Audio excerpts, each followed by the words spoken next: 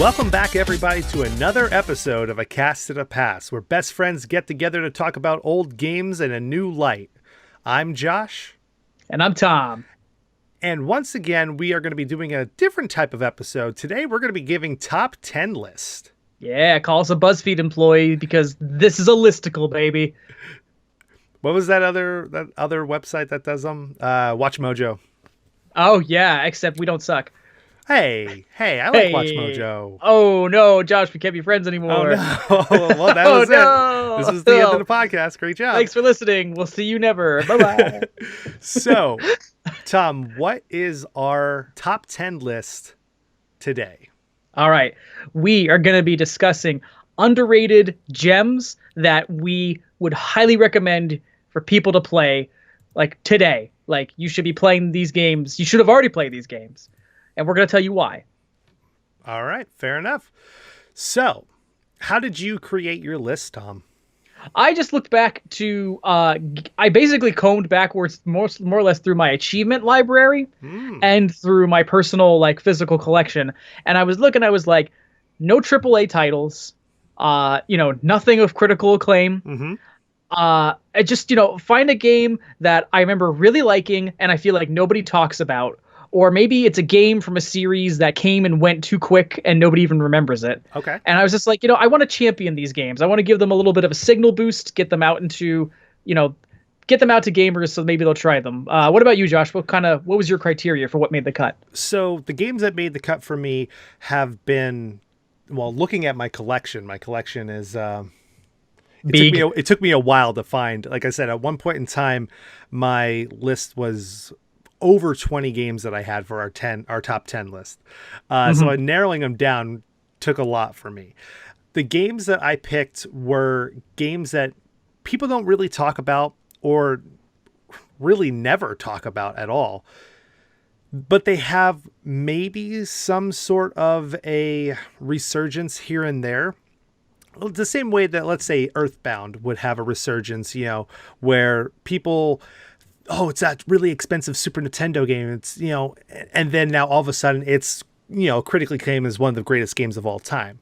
It's one of those games that like went kind of just flat out and nothing came from it. And, I remember having a wonderful time with it, or still having a wonderful time with it. And it left such a memorable piece to me that I want other people to play this game because they are missing out on something amazing. I get you. Well, just like Ashley Simpson, we're going to get those pieces of you and we're going to share them with our audience today. And it's going to be great. It's going to be great. So Tom, I'm going to let you start off our top 10 list. I feel I'm like in the giving mood today. So I'm going to give you the opportunity to hit me with your number 10. All right. Well, this hit that I'm about to get you is not so much a hit. It's more of a chair shot. And I want to talk about WrestleMania 18 on the Nintendo GameCube. Now, this was the first major WWE branded wrestling release on Nintendo's GameCube system. And a funny thing about it that I remember to this day is that the packaging and everything in the game came with the WWF label, but this was like released like 3 months after the change. Yeah. World Wildlife Fund. I guess like their deal with them ended. They couldn't use WWF anymore, or they were going to get sued. So boom, they became WWE. But this was a seminal wrestling game for me because it was the first next gen wrestling game I had picked up at the time after WrestleMania 2000. And I loved getting to play with some of the more modern roster, Brock Lesnar, Rob Van Dam, NWO, Hogan, Nash and Hall returning to WWE. It doesn't have much of an in-depth story mode to write home about, which it suffers in comparison to, say, the critically acclaimed SmackDown series on the PlayStation at the time. But for Nintendo fans at the time, it was a really great option to have just some fun, kind of arcadey, wrestling action with lots of match types. You could do Hell in a Cell, you could do ladders. They had a pretty good create a wrestler. I could be wrong, but I think they also had create a title. And it was just fun for multiplayer. It was fun for exhibition, just kicking around, stuff like that. And I just remember I got very fond memories of this game. And it's something that I think anyone looking into kind of like the history of wrestling games should definitely pick up. It's absolutely worth it in my book. Yeah, what console did that come out on? Was the GameCube? Just the GameCube. Yep, Okay. that was their exclusive for a while because I was gonna say because they had the Day of Reckoning games before that, right? that was later. That was like later? 04, 05, Okay. yeah. But when it started, it was the GameCube had the WrestleMania branded games, PlayStation had the SmackDown branded games, and Xbox had the Raw branded games. Featuring Fred Durst. Featuring Fred Durst, the iconic Hall of Fame wrestler. Now that's actually a good pick because like not that many people really do talk about the WrestleMania games. They are actually pretty decent. I was a SmackDown person growing up because I thought Here Comes the Pain was one of the greatest wrestling games next to WrestleMania 2000 of that time frame. But yeah, I mean, I even enjoyed WWF Royal Rumble on the Dreamcast. Oh, that is a gem of gems. Yeah. You know? Well, that's my first pick out of the way. Josh, I am itching to hear yours. I want to know what you picked first. Tell me. So the game that I chose for number 10 did for hospitals what Roller Coaster Tycoon did for amusement parks, and that is Theme Hospital. Interesting. Tell me about that. Theme Hospital, that you create your own hospital and you staff your people inside of it, and it has this awesome, quirky British humor in it. So let's say someone shows up at your hospital with a giant inflatable head. Well, how are you going to cure him? You have to hire a doctor who can grab a needle and pop his head and then put a new head on top of him. Like, it's stuff like that that's inside the game that just is so fun and so enjoyable. And then, like, you see like Def just walking around the halls of your hospital as you're trying to like save patients from dying. And it's really fun and enjoyable. Like I said, the humor is on point for it. And there was a spiritual successor that came out 2 years ago, just recently hit the Xbox, which was 2 Point Hospital. If you enjoy this game or enjoy like that type of humor, that is perfect because it is a quick, just go in, play for a little bit, kind of come out, just get a couple good laughs. I know in like the 2 Point Hospital one where there's a person that has like an imposter like type syndrome where they turn into Freddie Mercury. And they have to talk to a therapist to not be Freddie Mercury again. Like, it's just stuff like that. That's just super enjoyable. And it's just that dry British humor that's just so good in it. And I think Theme Hospital deserves to be on a Hidden's Gem list. That's great. I you know me, you know I love dry, wacky British humor. I mean, after all, the British office is better than the American office. Let's just speak the truth here. I'm not gonna argue anything there. You don't want to get destroyed by the internet. I understand. I'll speak up. Look at Tom's with the hot takes now. Tom's saying the hot takes, not me. Rest in peace, Tom. But I do remember you recommending 2 Point Hospital, and it's interesting to hear that it had a kind of a successor. Did this kind of operate at a bird's eye view, like because you compared it to Roller Coaster Tycoon? Yes. Is it like this big, you're a god looking down? You can spin the cameras around and stuff like that, and get a little bit deeper into the hospital too, So it's you get different planes of view, and you get to the point where you can build multiple hospitals, so you have different sections and wings and stuff like that to it, which is awesome though. But with 2 Point Hospital, the same people who made Theme Hospital made that, so it was like, hey, you won't let us make another one, we'll make our own.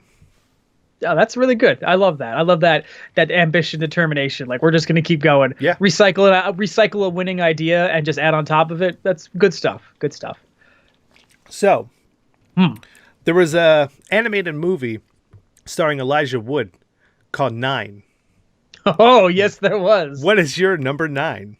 Well, it's not a Tim Burton produced weird dystopian animated movie about sack boys, but what it is, now, this is one of two things on my list that I'm going to put a big old asterisk on, because I want to preface this with, I know this is from a major AAA game that did see a degree of critical acclaim, but the reason I've picked this is because I feel like it has faded into obscurity reputation-wise, even though it's gotten, like, a recent remaster, and that's L.A. Noire. Okay. the Rockstar game set in 1940s Los Angeles, in which you play a rising detective who, bounces between different departments within the LAPD and solves crimes. And you solve the crimes via this interrogation system that's based around, asking questions, engaging the reactions of the characters you're questioning. And this was all built around a very advanced 360-degree facial capture system that was groundbreaking at the time. I still think it's pretty cool. There's an example of it that's kind of been memed to death of a guy whose lying face is so over the top that you know he's lying. Yeah. But this was a really cool game whose like crime investigation and detective work was just so thrilling and so engaging that like I got caught up in it, and I would get aggravated if I botched a case or I botched an interrogation, because you can do that. Like there's a goal to try to perfect every case, but you can mess things up and it kind of will play with the narrative. The bits about it that I would admit don't fully work are that, it also tries to be like this open world GTA-esque game where you can drive through all of 1940s Los Angeles, and it's not always necessary. Like I think the detective aspects of it and the investigation and the kind of puzzle riddle solving way better than any of the kind of gun combat. But this is a game I feel that gets slept on a lot. Rockstar keeps remaking Grand Theft Auto 5 for console after console. And even though they gave us the miracle that was Red Dead 2, I just kind of feel like L.A. Noire is on the verge of being forgotten, and I want to kind of push it back up to the top. It's like, don't forget about this game. Do you think we're ever going to get L.A. Noire 2? I do not at all. You think we're going to get a Bully 2? Nope. Unless something crazy happens with Rockstar, I think they're just kind of locked into GTA for right now. Yeah, I loved L.A. Noire when I played it. I never finished it because I had the end spoiled for me, and I was like, I didn't really, okay. But I enjoyed my time all the way up to it. I think it was on the Xbox, it was multiple disc. I think I got to the second disc for it. It's a big, beefy game. Yeah. So, Josh, I think it's time for you to give me 9. So, my number 9 is a Sega Genesis game called Haunting, starring Poltergeist. Okay. And it's a game about this rad, cool kid who skateboards all the time, who ended up dying and becoming a ghost or a poltergeist. What a pleasant beginning. Yes. But the object of the game is to get the family that moves into this house. You're haunting this one particular family all the time. And you have to constantly keep getting them out of the house. So like you'll go ahead and you'll warp inside of a toilet, and then the toilet will grow eyes and teeth and stuff like that, and you have to scare the people out of the house, like each member of the family. Or like you have a tablecloth, you jump into the tablecloth and you jump out of it, and then the tablecloth just starts bleeding all over the floor and stuff like that. It's really funny, and like there's a lot of humor behind it. You can definitely tell it's a 90s game, the way that everything's extreme and stuff, but it's really funny. It's practically Beetlejuice for the Sega Genesis. Okay. But if the ghost in this case was like, young John Connor from the beginning of Terminator 2, just being like a little bad boy. Simpson. Bart Simpson? Okay. It's a great game, though. It is one of those games. When I started doing my retro game collecting, that was like the first Genesis game I was trying to track down, and it's so hard to find, but it is definitely worth it if you play it. You just want to have a good laugh at the awesomeness that is the 90s. Well, as soon as you started describing it, it sounded like a game that was right up your alley, because I know how you feel about Splatterhouse and Sweet Home. And the second you were like, interesting concept involving something supernatural with a great pun-based name, I was like, oh, this is totally Josh's cup of tea. So that's awesome. It's pretty much like a dad joke inside of Ghost. That's awesome. All right. Good stuff. Isn't it great if you gave me your number 8? Oh, let's see if I can appreciate this next title. This is my favorite entry within this franchise, a franchise that I kind of think is like on death's door. I want people to play SSX Tricky. This was an EA Sports game from 2001, 2002-ish. Came out on the PS1. My bad. It came out on the PS2, GameCube, and Xbox. And it was a snowboarding game At the time, my best comparison was like, this is like, it's like what Tony Hawk's Pro Skater was doing for skateboarding. This was doing for snowboarding. I had not been aware previously of like the SSX series that kind of approaches snowboarding a little bit more seriously. But with Tricky, they kind of went all out with this really goofy, over the top, fun aesthetic. All the snowboarders were like these really colorful, unique characters who could do these insane special moves if you pulled off like the perfect series of combos and stuff. Yep. It had an awesome soundtrack, great courses to both race down and do tricks on.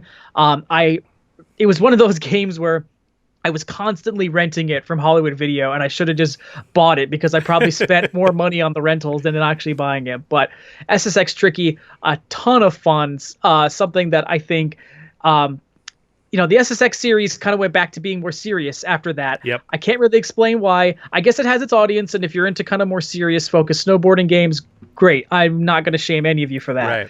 But Tricky for me was where I really connected. Yeah, Tricky's so good.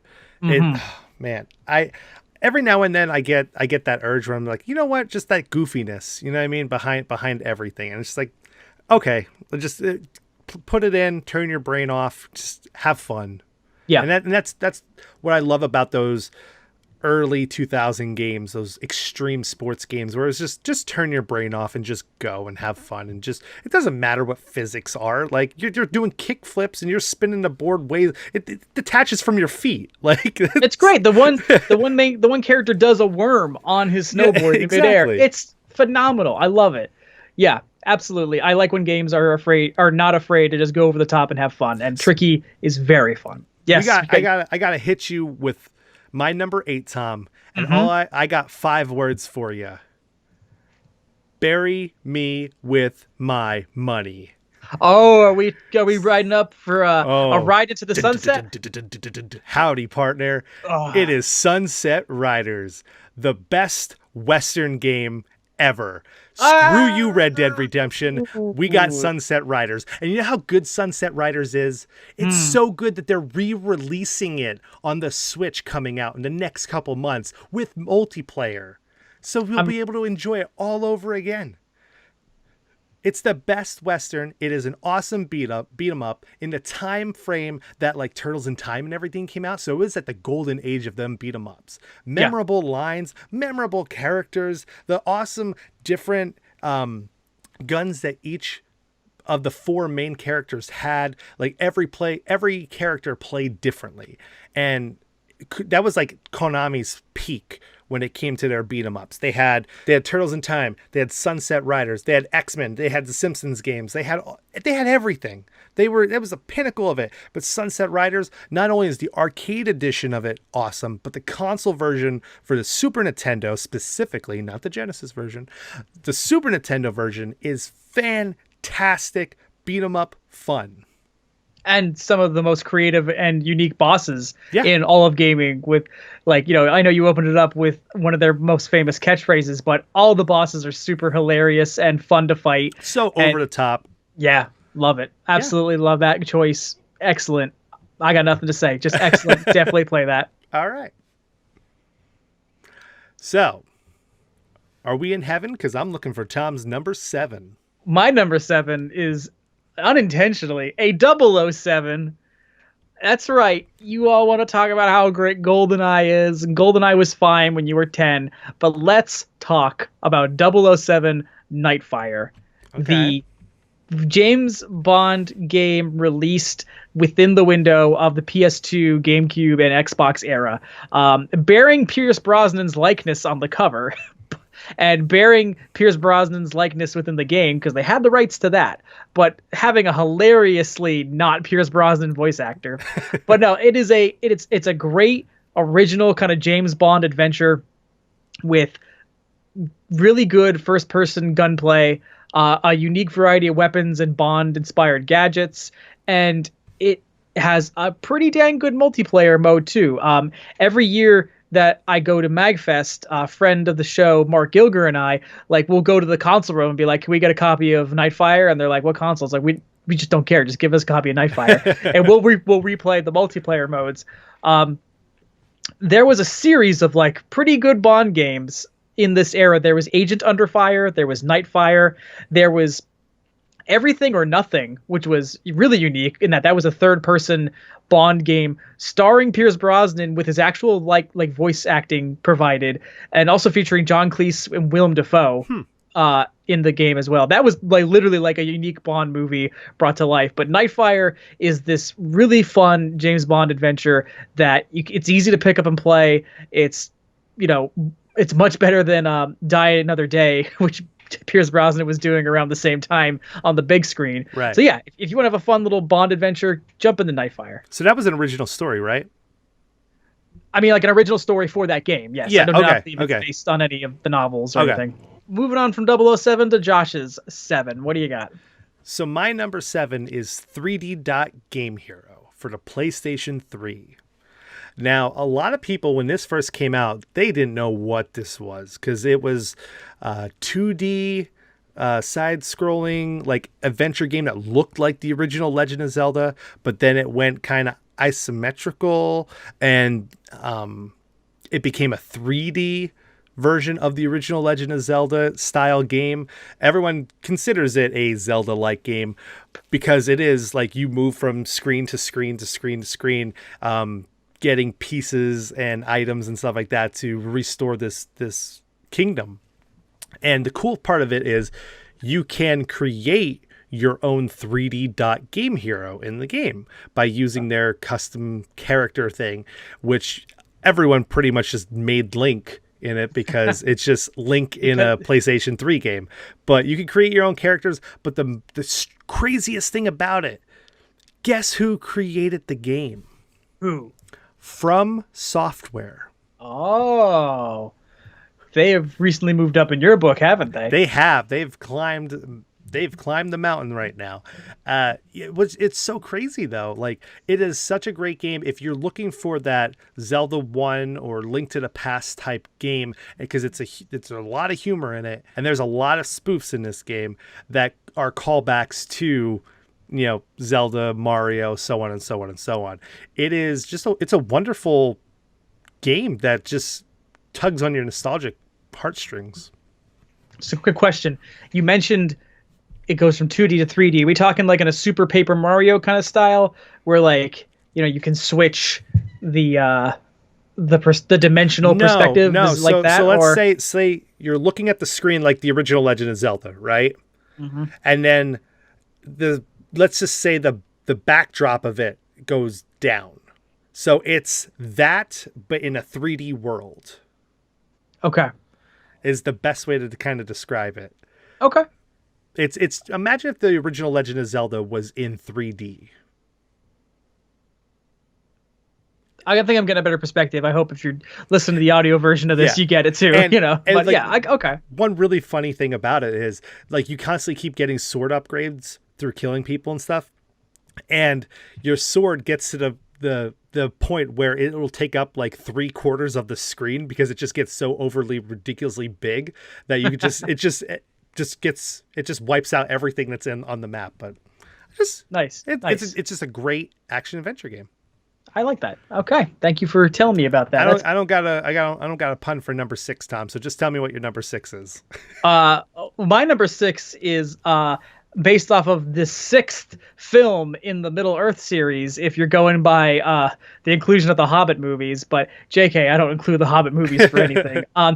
Mine is what I consider to probably be one of, if not the best movie tie-in games of all time. And that is Lord of the Rings Return of the King for that era, the PlayStation 2, Xbox GameCube. You should notice a theme in a lot of my picks. I'm settling on a very specific period of history. Yeah. Where I have a lot of love for games that came out on these consoles.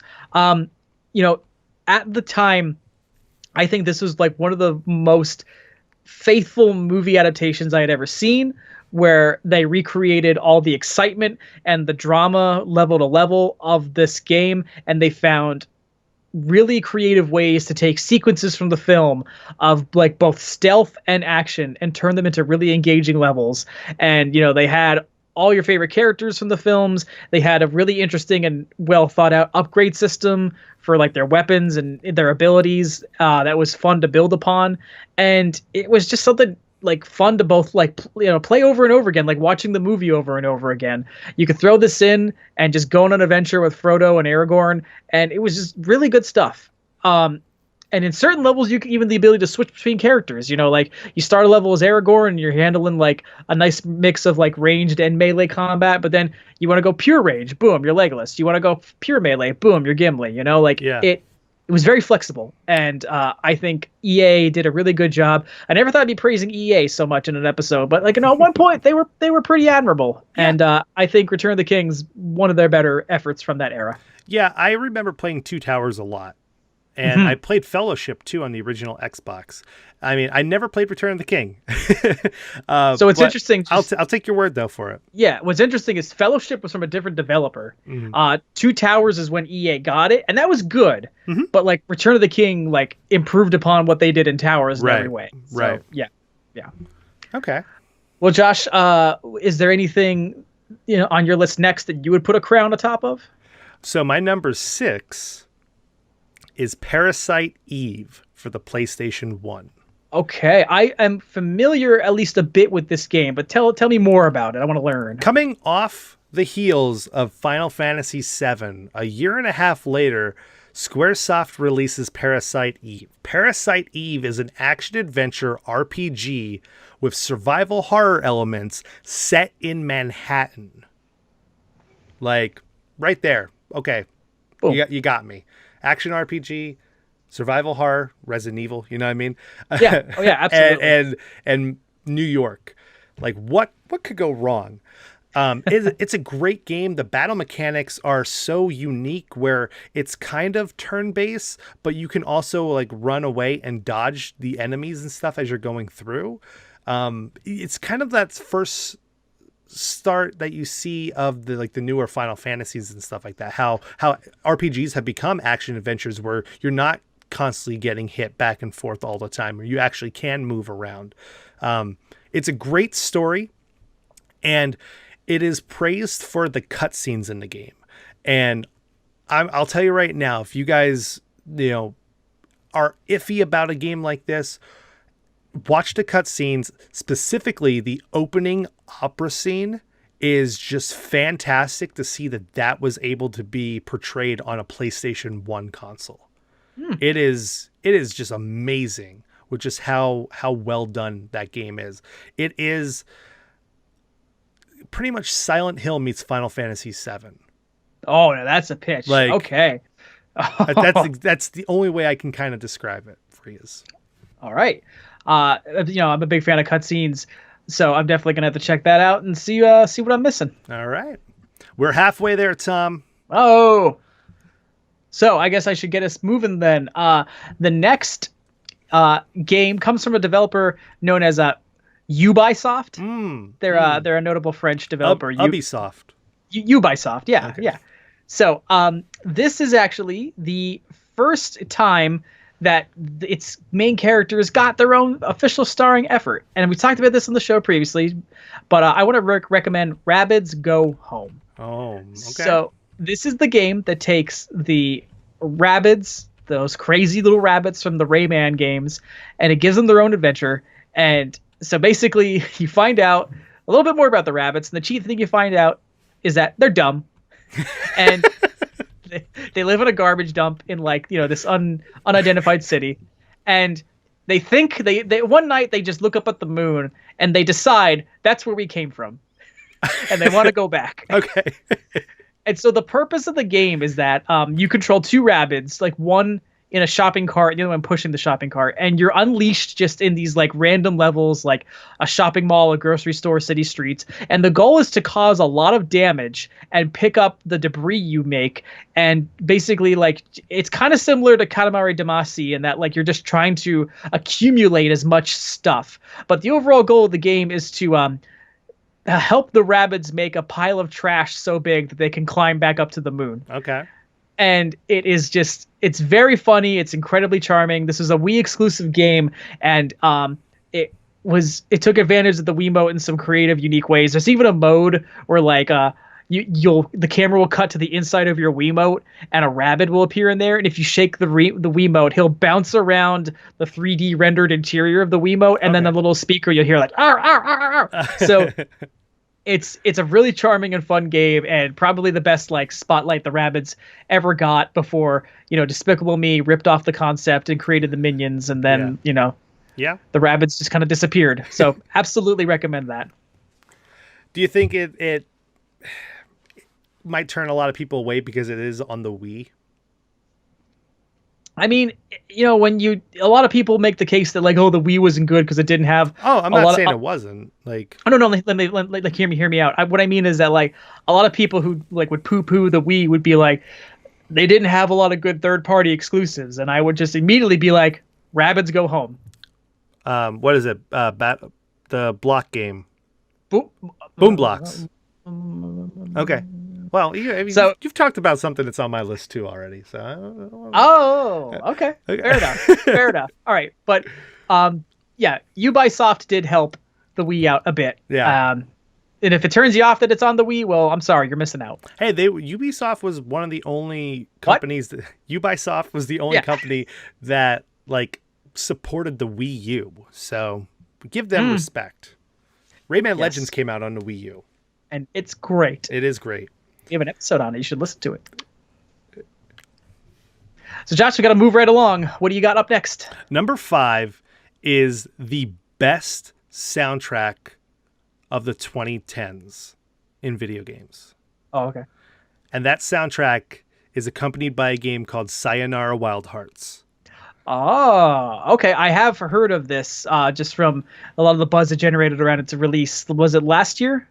Yeah, it was released, I think, the beginning of last year, if I'm not mistaken. Okay. It is a killer soundtrack. I constantly am playing it in my car. Before we started the podcast, I listened to the soundtrack twice. I was just sitting here playing the Pokemon trading card game and just listening to the soundtrack. It is just fantastic. Daniel Olson, his music with Leanna Olson's vocals combined are just so goosebump inducing. It's just so like the songs are so catchy that you think they should be on the radio. They're that good. And the gameplay mixes with it. It's a rhythmic game, like kind of like a rail shooter without the shooting, but you're going from track to track trying to collect all of these gems so you can battle these people who gave the main character a heartbreak. And it's just awesome that the way that the story is, and it's so cool. Like, it's kind of a spoiler, but if you even look up anything on the game, you're going to see it automatically. You have a narrator through the entire game that kind of just tells you about like what's going on, how good you're doing and stuff like that. And at the very end, when the credits are going, it pops up and it's going to be like, you think it's going to fade out and it's going to say, thanks for playing. And then the thing pops up and it says narrated by Queen Latifah. And I was like, shit. Like she backed this game. Like I was like, damn, like, okay. Like it's just so good. It's a game with music that puts you in a feel good mood, no matter how sad the main character is in the game. Interesting. I liked basically everything I heard about that. So I'm definitely going to move forward and try to get that into my lineup. Thank you so much for recommending that. No problem. Mm-hmm. Number 4. Who's leading off your 4 horsemen? Well, the first is the God of Hollywood, because Steven Spielberg brought us this next game, and it is Boom Blocks for the Nintendo Wii. This is such a cool and unique game that Spielberg developed, and I was so upset at how quickly this kind of just disappeared. I even remember at the time, good reviews, interesting concepts, and just like sales are super low, and it looks like we're not continuing the series. Boom. I mean, I know it got like a small follow up, but that's it. Like this could have been a big brand that could have continued to this day, and for some reason it didn't. But so Boom Blocks is kind of centered around these physics-based puzzle games, wherein there are towers made out of like block-shaped animals, and you have to kind of play them in a kind of like a reverse Jenga format. You're either trying to dismantle your tower as fast as you can, sometimes the multiplayer modes before your opponent, or even like protect and preserve your tower. You know what I mean? It's kind of, besides the Jenga comparison, it was kind of a little bit like Angry Birds before Angry Birds, you know? Yeah. And it used the Wiimote really well. I can only imagine what would have happened if this game had stuck around long enough to get the Wiimote with the new enhanced motion sensor, because this probably would have made this game even better. But yeah, this was a super fun and easy to pick up and get into party game that could appeal to anybody. And for some reason, you know, gaming community just like turned it away. And it was another strong, in my opinion, strong Wii exclusive title. And it's just a shame that it kind of disappeared. And I would easily say, if you got a Wii or a Wii U and you're looking for something to kind of like, you know, get yourself into with friends, Boom Blocks is totally worth it. Yeah, Boom Blocks, I never played it, but I know the hype behind it. It's one of those games, too, that when you see a best of Wii games, Boom Blocks is usually on it. Like, it's up there with your Mario Galaxies, your Twilight Princess, so on and so on. Like, Boom Blocks is just, it was a surprise hit that kind of fizzled out really quick, which makes it a hidden gem. Exactly. I mean, I'm sure Steven Spielberg's not losing any sleep over it, but I know he's a gamer, and I'm sure the ability to, like, you know, be involved in a game was probably a big thing for him, and then it didn't work out. So maybe he was a little bummed about it, but you know, yeah, life goes on, and this list goes on. So Josh, what do you have up for me next? Number 4 is one of the best modern day love stories mixed with a murder mystery. And that is Firewatch. Okay. An indie title that blew my mind when I was playing it. I was like, okay, this is kind of boring. I understand what's going on. Okay, well, I'm actually more intrigued with the main character's relationship now. Okay, what? Like, you uncover something so crazy that your mind just starts going so many different ways of how's this, like, what's following me? Something's watching me. Who's this? Who's, like, so on and so on and so on. It keeps you guessing all the way up into the end. And when you get to the end, you have multiple different choices that you can actually make. I'm not going to spoil any of them, but sure, it's a very tense game when it gets to the end. And I think just the love story, well, kind of love story that happens throughout the whole game just is one of the best relationship building things with someone just over a communicator. You know what I mean? It's just one of those things that just words between your character and this other character. It's the best love story since 500 Days of Summer. Okay. Is the best way to. I mean, that's kind of an anti. I mean, well, okay. This isn't an in-depth review of 500 Days of Summer, but I get what you're going for. Right. I get what you're going for. I do have a question for you, and I'm not trying to poo-poo any choice. I just want to kind of ask you, what, in your opinion, makes this underrated? Because I do feel that Firewatch has been met with a good deal of critical acclaim. So I just want to ask, what, in your opinion, do you think? Why do you think this game's been overlooked? Out of everyone who I've ever asked, have you played this? Everyone says no. Okay. I've heard of it, but no. It's one of those things, like, it came out, I think it was just one of those, it hit that indie market that it was either you were going to play it or you weren't. The same way that a lot of people play A Night in the Woods, for instance. People can consider that a hidden gem only if you've played it.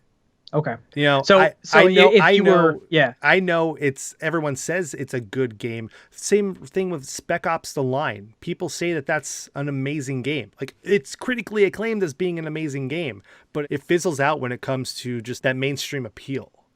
Okay. So it's a game that hasn't found mass audiences yet, but right. It could once they watch this episode. Exactly. Mm-hmm. All right. Number 3, we're getting close, Tom. Well, so just I need to offer another asterisk because, you know, this is a game where I myself want to justify why I think it is underrated, and I want to talk about, you know, specifically Fable 2, but, you know, a little bit overall the Fable series. This was a huge franchise in the the late 2000s. It was a big, deep RPG, like a Western developed RPG with a lot of choice elements built into the game. Like a decision you make with one character will influence the rest of the narrative and the world around you. And the first game kind of overpromised how much those choices would really affect things, but the second one kind of focused and actually did make a lot of those choices feel meaningful. And it's a game where like almost every aspect of the world is something that can be interacted with and changed based on your actions. Right. And it's a lot of fun. I remember putting a lot of hours into it when I was in college. And Fable 3 I also played through. I think 2 is just like the pinnacle of the trilogy. But there's never been a Fable 4. There was like a spin-off game or two, I believe. But this is a series that like has just been kind of like left to just kind of like age and wither away. And I would definitely recommend, if you're looking for a good, long and fun and interesting RPG to get into with like some really good lore behind it and a lot of accessible and interesting gameplay choices, check this out. And maybe Fable can see like, a rebirth from it. Yeah, I'm surprised because that is like a Microsoft Microsoft exclusive title that just. It's almost like it doesn't exist at this point. I think it was Fable Journeys or Journal, something along those lines, or like Heroes or Fable something. It was but it was like no one cared. Yeah, I know what you were saying though about Fable 2 being pretty much the pinnacle. It was the T2 of the franchise. Oh, great comparison. Oh my gosh, yes. But we're not at T2. We're kind of at Rise of the Machines on your list, if I'm correct. Yeah. So, talk to the Tom and tell me what you got. So, number 3 is D for the PlayStation 1. And it's just D? The letter D. Okay. I'm not going to tell you what it stands for because it's a spoiler to the game. Oh, I thought you were going to say it's not safe for work. No. It's like, Josh trying to tell me to get that D? No. So what D is it's an interactive movie. Let's say very similar to like Life is Strange or like Telltale games and stuff along those lines, where you just control the character, how they go through this interactive movie. But you play as the main character, Laura, who is contacted by the police because her father just had gone on a mass murdering spree inside of a hospital. Okay. So when you go to pretty much talk some sense into him, you enter the hospital and you're transported into a medieval castle. And it's just like traps and stuff like that are throughout this. And then you have to play against time or bad stuff is going to happen in the game. It's an awesome game. It shows its age because of the time that it came out. I think it came out in like 95, 96. It was one of the first like big... It was a long box PlayStation 1 game, just to kind of give you some reference. Okay. But it is a game that I'll just watch a playthrough of it because it's like 45 minutes if you know what you're doing. It's just so enjoyable. But when you find out what D is, you're like, oh my God, like that's even better than like anything that came from this game. But yeah. Awesome. Yeah, that does sound really interesting. I'm definitely going to have to look into that. Maybe I'll try to give it like a watch through on YouTube or something. I'm sure somebody's got the whole thing uploaded. Oh yeah, absolutely. Yeah, it reminds me a lot of a kind of like a pulpy, like mystery novel kind of thing, right. And I like that. I like that kind of concept. All right. Number 2. Number 2 is a failed attempt at rebooting a beloved franchise that I think could have gone further.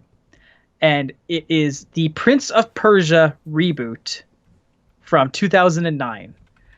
This was a cel-shaded, a little bit more open world, version of the Prince of Persia franchise that we had come to love from Ubisoft.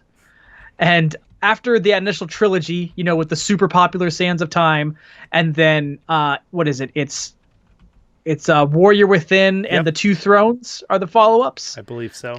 Yeah, so this was an attempt to kind of restart a new Prince of Persia narrative with like the prince, and he's in this mysterious kind of like, exotic desert kingdom, and he's trying to lift a curse that has been put on the land. And I just remember the wall running and melee combat was really fun. The exploration was also great just because of how you could traverse the landscape. Really interesting puzzle solving, lots of stuff to collect. I liked this a lot. I enjoyed the heck out of it. And, it ends on a cliffhanger, which is like super disappointing in my book because they didn't continue it. I don't really remember if it was because of bad audience reception or low sales numbers, but they kind of just packed it up. And we also had a couple years later, I think about 2 years later, we had the awkward bombing of the live action Prince of Persia movie. And then, just from there, I don't know, Prince of Persia's kind of gone dormant, except just, in the fact that original trilogy is well remembered. Yeah. But yeah, this reboot, I think it worked. I would have liked to have seen where they were going to go with it. Yeah, I mean, this is actually a really good pick for a hidden gem because it is one of those games that nobody talks about it. But if you find that one person who has played it, they're like, "Oh yeah, that was a kick-ass game." Like, yeah, did kick ass. I liked it a lot, and I blame everyone else for ruining it. All right, Josh. This is the final stretch. What do you got up next? So number 2 is one of my favorite RPGs of all time. It's a game that didn't come out in America. It's a game that's going to be covered on a Jaeger's Retro Review. And that is Sweet Home. I know exactly why. Tell him. It's a wonderful game that has the Dragon Warrior, Dragon Quest, Earthbound battle mechanics to it. It has a permadeath feature inside the game. Like, if your main character any of your characters die in the game, they're gone forever. And you can't continue on with that person. Like, you have to try to pick up their pieces. It's just so good. And I'm going to be covering a lot more of it. But little known fact about it is the game was remade years later. And it was made into a game called Resident Evil because it's so good and it's so scary. And I mean, look what it did. It gave us the Resident Evil franchise. Yes. I understand. That means it would have gave us Resident Evil 4. I completely understand. You're welcome, Tom, because my number 2 gave you your number 1. Resident Evil 4 is neither my number 1 favorite game, nor is it number 1 on this list. Well, it's your number 1 favorite Resident Evil game. Oh, that's true. But yeah, Sweet Home, fantastic game. I go back and at least play it once a year just because it's so damn good. Absolutely knew that once you said it, I was like, yep, this makes sense to be on his list. I have not played it myself, but knowing what I know about it from you, it's something I would love to try it out at some point. Mm-hmm. Give me number uno. Are you ready for my number 1? Yeah, I don't know. You said I'm going to be really upset when you are, and maybe other people are, but you know what? I have to stan Banjo-Kazooie Nuts and Bolts. Oh, a game that there is nothing wrong with. There is nothing wrong with this game. Okay. This is a game that attracts a notorious amount of hate from people on the internet, and I think at this point it's just because it's trendy. Look, I know that there was a huge desire, especially from Banjo-Kazooie fans such as myself. There was a desire to see a new game that was a fun 3D platformer like the first 2 games. But what we got, just because it was different, didn't mean it was bad. I mean, if you are a Banjo-Kazooie fan and can look at the concept of Banjo-Kazooie plus Legos and say, boo, all I can say is that your inner child, your joy, is dead and gone. The way that you can just have the freedom to construct any kind of crazy contraptions you want and play with the possibilities of the vehicle physics to solve puzzles in this game is delightful. I remember the first time I figured out a way to kind of beat one of the timed challenges in the game faster than I think even the game anticipated I would, because I got really creative with how I built, a hovering vehicle or a car. I just felt so proud of myself. You know what I mean? It's a game that really puts a lot of the solutions in your hands, and it encourages you to be as creative as possible. And it's still got all of the wit and charm and creativity of, the original Banjo-Kazooie games. It's got a wonderful soundtrack. It's got both a really great nostalgia baity level. We're in Banjo-Kazooie Land, where you go to a giant museum that kind of shows off parts of levels or things from the past games. And then there's just really unique original levels, like you go inside of a video game console at one point and you have to traverse all the motherboards and the chips, and you see giant spinning Xbox 360 discs. It's great. If you haven't played it and you think it's bad, you don't know what you're doing, please go play this game and try it out. And if you did play it and you think it's bad, come at it with fresher eyes. It is not the notorious crime against humanity that the internet has made it out to be. See, the way that you'd say that people treat Banjo-Kazooie, it's a sequel that just strays so far from its predecessors, isn't it? And it's just so weird that everyone hates that game now. It's almost like a certain other franchise out there that has a fourth installment that strayed away from the other ones. But that's neither here nor there. Well, it's not exactly comparable because when Resident Evil 4 changed a lot about Resident Evil and people liked it. You know what I mean? I know you didn't, but I'm just saying that was favorably received majorly. Yeah. But with this one, it changed things and people rejected it. So it's this weird case, whereas in sometimes fan bases love change and sometimes fan bases are like, no, you've ruined it. Right. So, how do you please everybody? I guess you can't, but I defend this game any chance I get. Okay. All right, Josh, there's only one more left. I have to know, what's your cream of the crop? My number one is a Game Boy Color game from the year 2000. And it looks amazing. It pushed that console to its limits. Is it a magical game? It is not a magical game. Oh, okay. Well, then I don't know. This game takes place in an alternate timeline of the Metal Gear Solid franchise. Whoa! Metal Gear Solid Ghost Babel is the number one hidden gem that everyone needs to play. Dang. I did not see this coming. It's one of the only Metal Gear games that really Kojima didn't have much say in. He helped out with the story a little bit, but he wasn't really hands-on with this.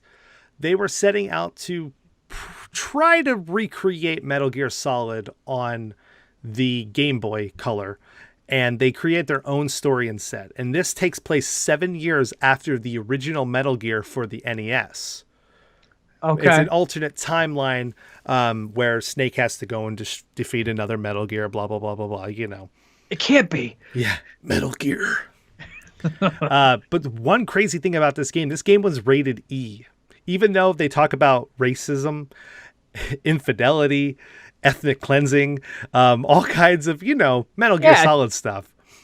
Kids love that. Ethnic cleansing. Kids love it. It utilized every aspect of the Game Boy Color, and it plays fantastic. It looks great. I really wish more people got the chance to play this, and it is a hard game to find, so may have to result to an emulator, or if you can find somebody with a physical copy like the one that's sitting behind me right now and a Super Game Boy to play it on, by all means, you owe it to yourself. If you are a Metal Gear fan and haven't played this game, you ain't a Metal Gear fan, because this is up there as probably even one of the best Metal Gear games out there. Okay, that's awesome. That's a pleasant surprise that you're number one. I gotta say, very cool. All right, so there you have it. Me and Tom's top 10 hidden gems. Absolutely, 20 games you should be playing right now. Yep. So if you're listening to this and you decide to play any of these 20 games that we've talked about here and discussed, make sure to comment and let us know what you think of them. The one awesome thing I think, Tom, too, is we didn't have any duplicates. Yeah, that was pretty great. It's great, to know that our ideas of hidden gems are all over the place. Mine kind of went through all the years. Yours was kind of in that late 90s to mid 2000s. It's awesome because this is just a wide variety for everyone to be able to play. And, just to increase that wide variety, if any of our viewers or listeners have some hidden gems of their own, please feel free to suggest them to us. We always love trying out new titles. Yep. And with that, this has been Josh. And Tom. We'll see you in the future. Well, that's all the time that we can spend in the past, so thanks for listening. Subscribe to A Cast of the Past on iTunes, Stitcher, and Google Play. And stay up to date with The Cast of the Past by making sure you follow us on Facebook, Twitter, and Instagram. There you can be the first to know when new episodes drop, as well as joining in on discussions on all things gaming. And until next time, we'll see you in the future.